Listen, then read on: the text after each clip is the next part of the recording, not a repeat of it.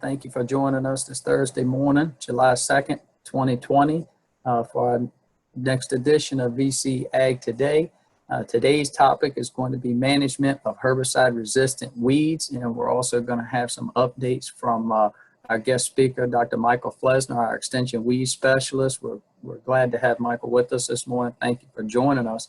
And he's going to provide some updates on some summer weed management on some of these resistant weeds that we may be experiencing in some of our, especially soybean fields, and also touch on a little bit of some of the legislative updates on some of the over-the-top dicamba products. I know that's kind of been a topic of discussion over the past week or two. So just provide some updates on that, and as well as some recommendations moving forward. So with that being said, appreciate everybody joining us this morning, and just one or two housekeeping notes as we've had in the past. If you have comments or questions, if you could please type those in the chat box during the presentation. We'll try to address those as best we can.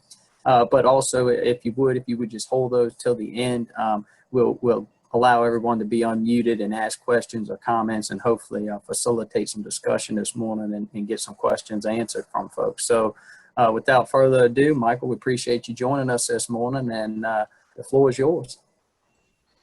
Well, good morning, everybody. Greetings from Blacksburg. Appreciate the opportunity to be here, and we'll just get right into it here. So, hard to believe it's been almost a month since the dicamba news came out, where the Ninth Circuit Court in California vacated the registrations for 3 products for Engenia, XtendiMax, and Fexapan. And so that kind of put us into this spiral of not knowing, can we apply these, or can we purchase these, or we're going to be able to get more of them. And so some states started saying, well, we haven't heard anything from the EPA, so you can apply it until we hear from the EPA. Some states said the opposite of that, is that the court said we can't use it, so you can't use it. And we heard from VDAX that following Monday after the news broke on, I guess it was late Wednesday, but really Thursday, that we could continue to apply in Virginia until we heard the anything further from the EPA. Well, it was only about 8 hours after that the EPA came out with the statement. Anyway, but I do want to clarify, I got several questions of this impact other formulations of dicamba, like things we use in corn, whether that's Status or Diflex or pastures with Clarity and such, and the answer is no, it only affects these 3 products.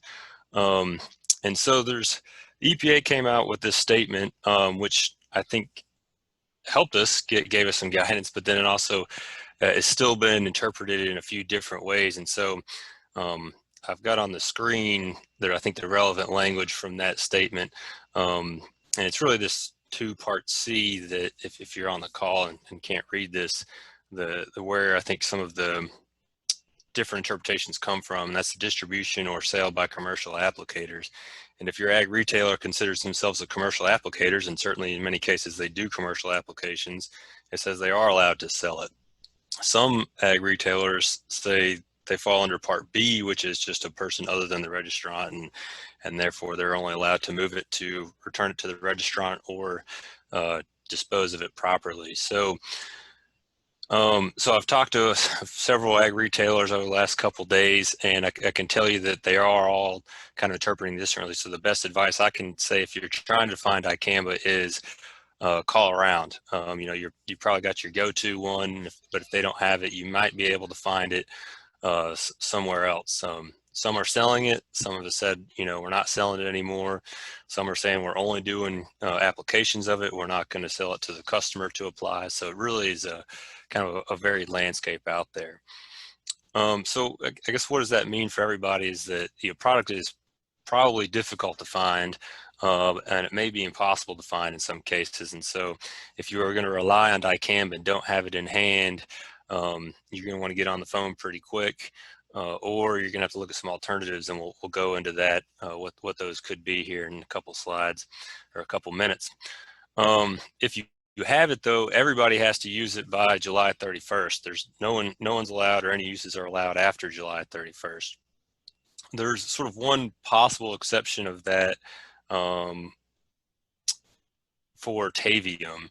So Tavium is Syngenta's prepackaged mixture of dicamba and dual or S-metolachlor, and that was not part of the lawsuit. So it is the only dicamba product that you could put over the top of Extend beans or Extend Flex cotton that will be allowed to, that is allowed to be sold without any of this restrictions we've talked about. But the big but here is that Tavium on the label says use in double crop soybean is not allowed. So so that's the big catch there. And the other thing is Tavium is probably in short supply. The ag retailers I talked to said they have some on hand, but you know the levels really varied by which location and which retailer we were talking about. But it does sound like there is some Tavium out there. And that could be an option if Extend or Ingenia Effexapan aren't out there. So what are the alternatives? When this came out, you know, a month ago, I was like, man, it's pretty late to change what soybean you're planting, and now it's super late. But I'll mention it again. If you have yet to plant, you know, you might consider changing to a Liberty Link LLGT27 or an Enlist soybean. Certainly, I don't know if there's any cotton growers or servicers on the call, but you know all that's been planted already. But what that allows you to do is get some Liberty Link, or just by Liberty, of course, in either Liberty Link or LLGT27 beans, as well as Enlist beans. And then Enlist, you have the option of 2,4-D, so it gives you some different options for control of some of our resistant weeds like palmer and ragweed. And last I heard from seed suppliers, they still had some of those that made sense for our geography on hand. But I think probably the vast majority of us probably already have, you know, these Roundup Ready to Extend soybeans in the ground. Certainly that's the dominant trait that's out there. So if you have Palmer amaranth or common ragweed is in your field, that's going to really be your driver weed. And I don't need to tell you that, or you don't need to hear it from me. But to me, the best option in those situations is going to be FlexStar GT, which is really what we were using a lot of before we had the Extend system, and have continued to use that.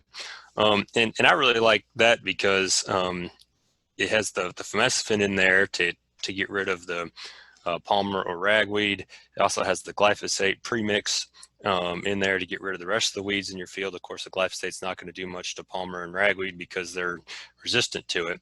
But the other thing that the Famecifin has is some soil residual activity, particularly for palmer. That's very helpful because it's going to continue to try to emerge as long as there's heat and moisture, and we're going to have that, you know, for several more months here before the season's over. So that, to me, you know, all those things kind of makes it just kind of an easy go-to product over certain other things that I'll talk about in the next slide. But the other thing I would say is just don't expect the glyphosate products, Roundup or what have you, or the ALS or Group 2 products like Synchrony, First Straight Classic, and others to work. We just have widespread resistance to those for palmer and ragweed, and so that's really what's driven us to FlexStar or to the, you know, Extend beans to begin with. So if you see the screen, I just switched to a slide showing what's in our pest management guide. And I really kind of cut this table down to what I thought was relevant for the call, so it fit on the screen here. But you see the Ingenia Extend Max column there is grayed out because that's sort of what we're trying to replace. And then the yellow or maybe orange cells there, those are ones where those are Group 2 ALS products or glyphosate that we have resistance to, and so those numbers in reality are probably a lot lower than what you see up there. But the stuff in green, and the darker the green, kind of the higher I would tend to recommend that. So looking at palmer, you know, you're looking at a 9 out of 10 as far as efficacy ratings for Cobra, Reflex or FlexStar Ultra Blazer, and FlexStar GT. And again, I'd kind of lean toward the FlexStar GT for the soil residual activity, and it's got the glyphosate to get rid of the other weeds over those other products. But all those Group 14 products, to me, work equally well. A lot of complaints on Cobra about the extra burn you see on the soybean leaves, but I can tell you we've never seen a yield reduction comparing Cobra to Reflex or Ultra Blazer. So, but certainly there is more cost damage there. But the key to those Group 14 herbicides, and this is probably the biggest thing to make these things work, it's really all about the timing and the coverage. They work really well when we spray them on small weeds. Certainly 2 to 4 inch weeds we can take down pretty easily with those.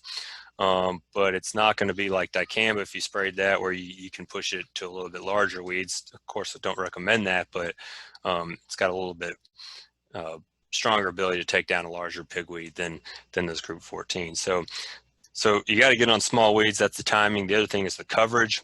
We really need to have, in my opinion, 15 gallons of water per acre or more to get adequate coverage with those. 20 is good. I don't see a need to go to 25, but if that makes your calibration easier for you, then have at it. But yeah, so the getting the coverage of those is really important, which is really, if you had your sprayer set up for dicamba and you had those big coarse droplet nozzles in there that's required by those labels, those are not the kind of nozzles and coverage you really want for a Group 14 herbicide. Or if you're making a switch, if you've got a Liberty link, switch to a Liberty variety and are spraying Liberty, coverage is important there too. So timing and coverage are critical to making these alternatives work with Palmer and with common ragweed. Ragweed, pretty much kind of the same alternatives there. The one exception is I don't know if we have anybody on the call from the Eastern Shore, but we haven't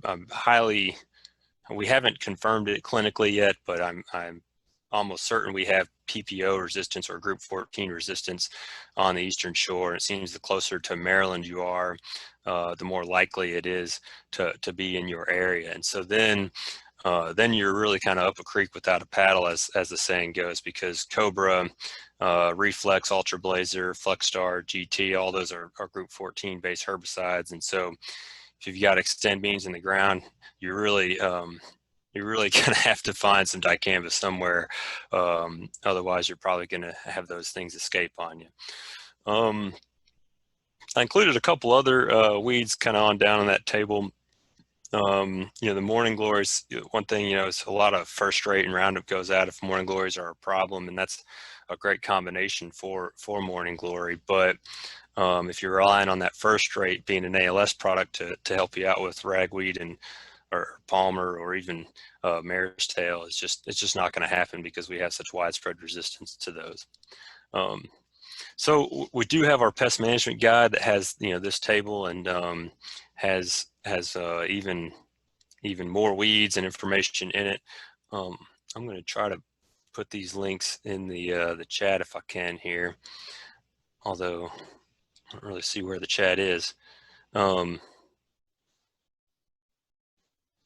Well, anyway, I'll get to that in a minute. But so there's the pest management guide that has more of this in it. And then, like I said, last time I was on VCE Ag Today, I mentioned these two extension publications about controlling common ragweed and Palmer amaranth, both in soybeans. And these are both updated within the last year. So it's got a lot of good information on the latest herbicide recommendations and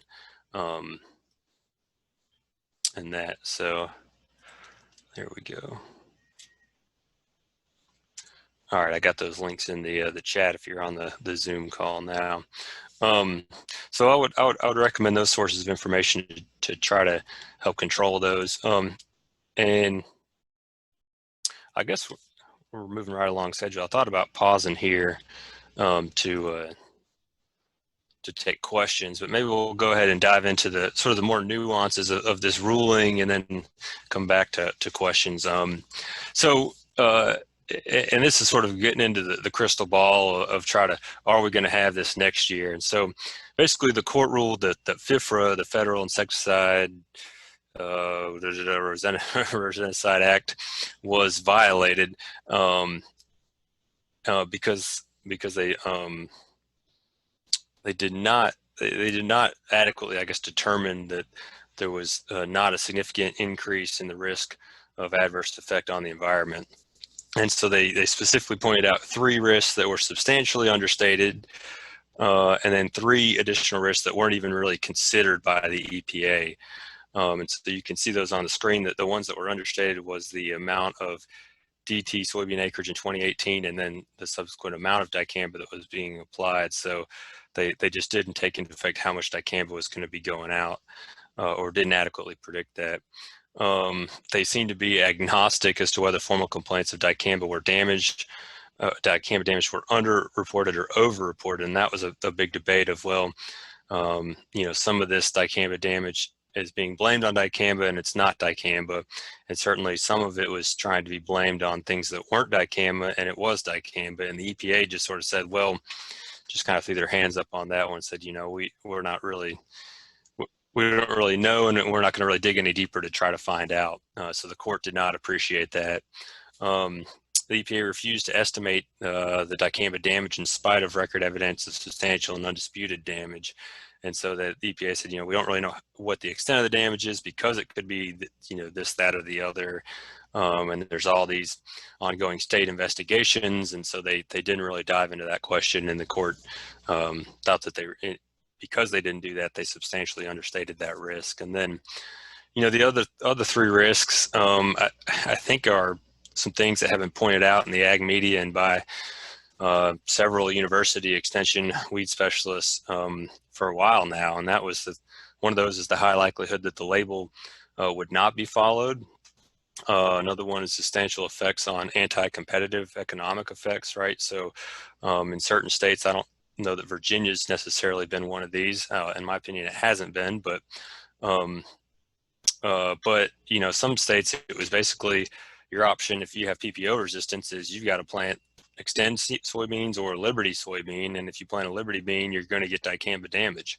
And so a lot of farmers went to Extend beans just because of that insurance policy of not getting dicamba drifted onto their beans. And so there's that anti-competitive effect that was out there, and the court says the EPA needs to really consider that. And then their last point was this, the social fabric of farming communities. What kind of agriculture do we want to have?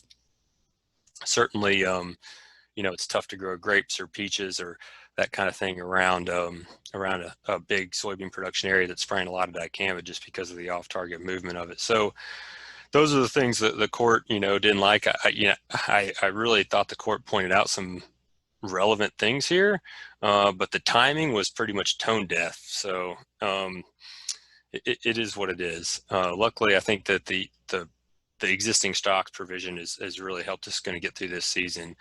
The court did not rule on whether the registration violated the Endangered Species Act, and so that's kind of still out there. But you see the link up there if you want to see that whole court ruling. But that's kind of the summary, and so that's probably way too much background information. But trying to give some background information on this: will we have Extend soybean next year, or will we have XtendiMax and Genia and Fexapan next year? And so one thing to keep in mind is that all of these had a conditional registration that was going to expire at the end of this year on December 20th, 2020, whether that's Tavium or XtendiMax and Genia or Fexapan, they're all going to expire. So the EPA was going to have to basically go through a re-registration or another conditional approval process before next season anyway, regardless of this court ruling. And so if what I would predict is that we probably will have a dicamba product next year, but the EPA is going to have to address those points that the court pointed out, right? So there's going to be some additional hoops they have to jump through to get these products registered. And so that might mean in turn we have some more additional hoops to jump through, right? We already have the training and the nozzles and the tank mixtures and all these other things with these products. We might have some more of that. So you can say this is a really difficult thing to work with, and I would agree with you. But I guess I would say I do appreciate the EPA for trying to make trying to address some of these concerns while also giving us the technology to control the weeds that we absolutely need to control. So, I think we will, but certainly I don't have a crystal ball. Will this ruling affect other technologies? One thing, the Enlist would be the most similar one, right? You just basically swap out 2,4-D and dicamba, and there's your Enlist system. But Enlist did not get this 2-year conditional registration like dicamba. It got a full registration, and so I think that kind of weighs in onto this. That I think it's going to be harder for that to be impacted. The Enlist, mainly because probably we haven't had the acreage out there, but it has not had the level of issues that Extend certainly has, and so that's certainly working in its favor. And Enlist is not affiliated with Monsanto like the Extend system is or was, as the case may be. So, these activist groups, Monsanto just gets them going and motivated, and funds roll in. So, and so lawsuits tend to happen around that. The other thing is Dow. Dow would still get flack about Agent Orange, even though that's really I want to get into that, but that was also sort of a hot button for activist groups. And so now that it's Corteva, maybe there's some space there, maybe not. So I don't think it's going to directly impact these technologies, but certainly I don't think we've seen the ends of these types of lawsuits, especially now that they've kind of found a way in, if you will, a path to follow through the courts to get some rulings that they want to see. So, I hope we have these technologies. I think we need these technologies. But I think it also really underscores the fragility of where we are with herbicide resistance right now, and we've really got to steward these herbicide products. So, anyway, I'll get off the soapbox here, and really that's all I really wanted to talk about. But I am happy to entertain questions that the people have out there, and maybe get back to how are we going to kill these weeds. All right. Thanks, Dr. Flusner. We appreciate you joining us this morning, and thanks for the great presentation. I see, for those of you that are joining us via Zoom and can see the chat box, Dr. Flusner has mentioned and posted all of the resources that he was talking about there with the pest management guide, the publication on common ragweed and Palmer amaranth. So if you can see those are the links there. If you're joining us via phone and can't see those links, if you just reach out to one of us agents, we'd be glad to get that publication to you, either in a hard form or electronic, whatever your preference is. And then we also had a comment there that the table that you showed, Michael, with the herbicides and the rating on those weeds was a great table, and it was just asked if it could be shared with us agents to forward out to farmers. So I'm certain we'll be able to post this recording and also get that table to share with folks for kind of a real quick reference guide. Yeah, and that full table's in the pest management guide too. So, and it's got more weeds, more herbicides than I was able to put on the screen there. So, but yeah, certainly we can just cut those couple pages out of the guide and send them out. Any other questions or comments for Dr. Flusner? Let me just go in real quick and allow you all to unmute yourself, so you can do that.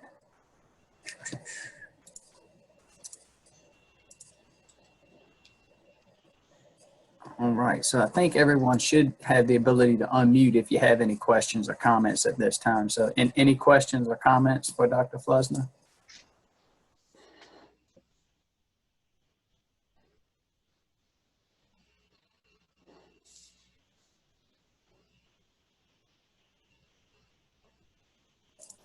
All right, well, I'm gonna real quick, just in case we do have a difficulty, I'm just gonna unmute everybody really quick.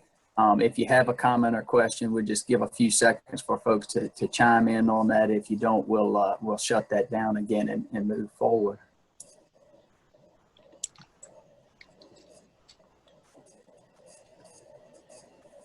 All right, any other questions?